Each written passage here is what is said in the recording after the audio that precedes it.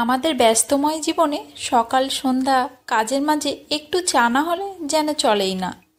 তাই প্রতিদিনের একঘেয়েমি চায়ের স্বাদকে তুলে ধরুন একটু অন্যরকমভাবে। আপনাদের সাথে শেয়ার করব মশালা চা আর ক্যারামেল চা।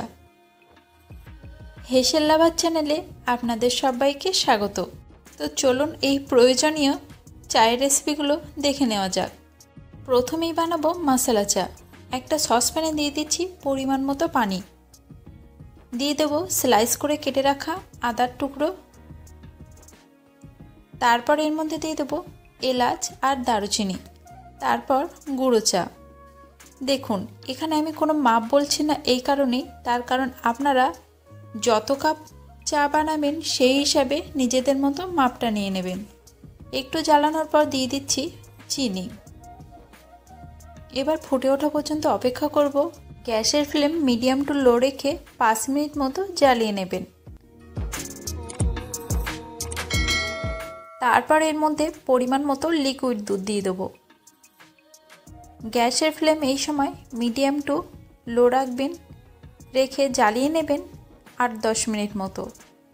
দেখুন দুধ চা যত বেশি জ্বালানো হয় তত বেশি টেস্টটা ভালো হয়।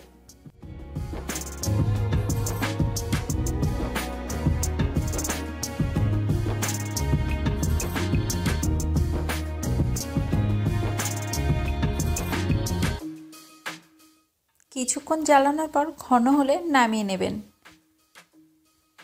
আপনারা কেউ বাড়িতে মশালা চা বানিয়ে থাকলে আমাকে কমেন্টে জানাবেন কিন্তু, আর এইভাবে চা একবার ট্রাই করবেন বাড়িতে।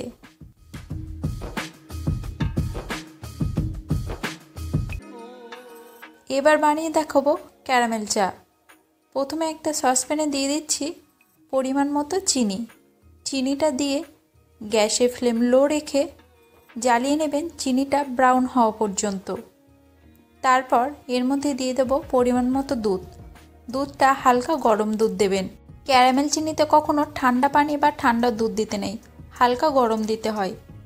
এবার চামচ দিয়ে নাড়াচাড়া করবেন, কারণ চিনিটা তলায় বসে আছে, যার জন্য চামচ দিয়ে একটু নাড়িয়ে নিতে হবে। তারপর এর মধ্যে দিয়ে দেবো 2টো এলাচ। এলাচটা দিয়েও কিছুক্ষণ জ্বালিয়ে নেবেন।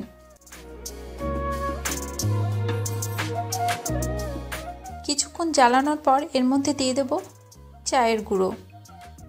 এবার জ্বালাতে হবে 5 থেকে 7 মিনিট লো হিটে। ক্যারামেল চা কে কে বানান বাড়িতে আমাকে কমেন্টে কিন্তু অবশ্যই জানাবেন। কিছুক্ষণ জ্বালানোর পর ঘন হয়ে এলে নামিয়ে নেবেন। ভালো লাগলে লাইক করবেন, শেয়ার করবেন, আর বিভিন্ন রকম রেসিপি দেখার জন্য আমার চ্যানেলটিকে অবশ্যই সাবস্ক্রাইব করবেন। কিন্তু সামনে ক্রিসমাস, তাই Christmas special fruit cake recipe আমার চ্যানেলে পেয়ে যাবেন, চাইলে সেই রেসিপি দেখে নিতে পারেন। দেখা হবে পরবর্তী নতুন কোনো ভিডিও নিয়ে।